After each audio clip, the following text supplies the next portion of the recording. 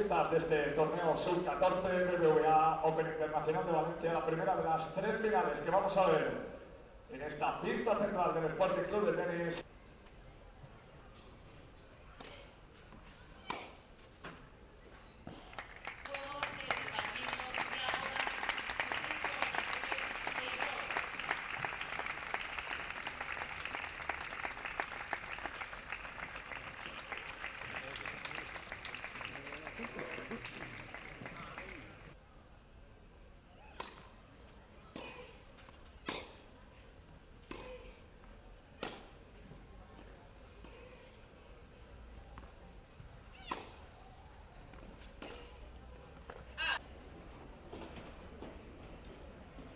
En la pista, Adriana Bolsola y Andrea Camil.